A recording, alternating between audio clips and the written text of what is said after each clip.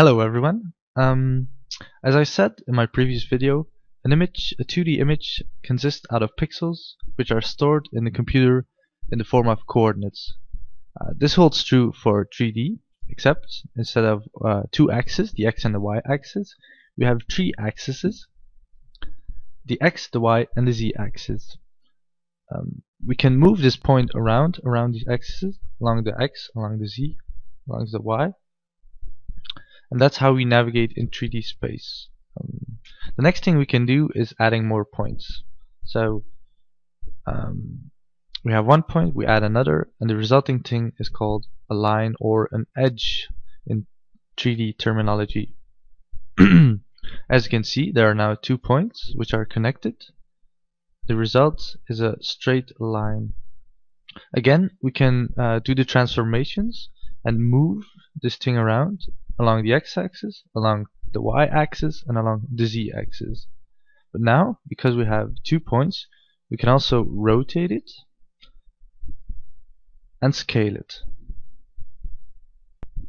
So when we scale this line, it seems to us as if the line is getting bigger.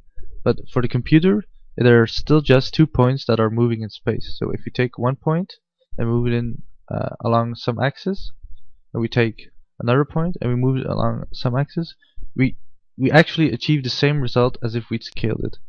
But if we have multiple points, we call this transformation a scaling. We can say the same for rotating. Rotating is just moving points around in space. But if we take multiple points, which are then rotate around a single point, we call this transformation rotating and not moving. So this is called a line, the connection between 2 points. If we add more points, so in this case we have 1, 2, 3, 4 points,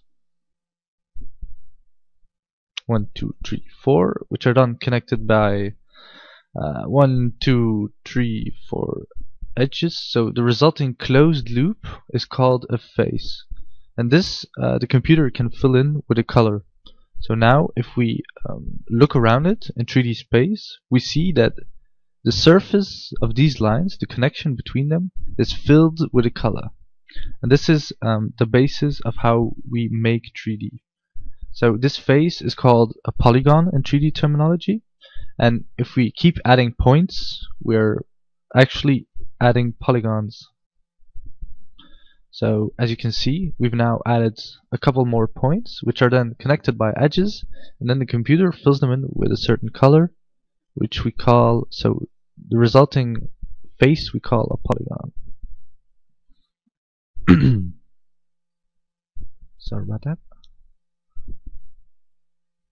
So if we keep adding points in the right manner, we can create a closed loop of faces which seem to make an object. So if we rotate around this object, you can see there are no holes in this object, and it seems to us as if there is a volume there, as if there is an actual cube sitting around in 3D space. But now we know, so if we look at it, it's just points which we can move around in space, just coordinates which are connected in the right manner, and then the computer fills these connections in with a color. But this makes an object in 3D space. So if we look a little bit further,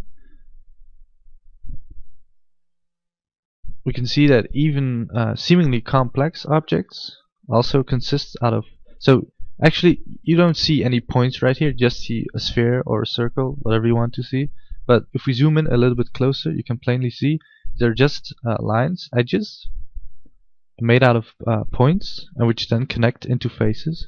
So even seemingly complex objects are just coordinates in space. But if we keep adding enough of these points, we can get very complex objects, which makes all the cool stuff you see in the Pixar movies and all the fancy games. But it's the same principle, it's just points in space, coordinates, connected in the right manner.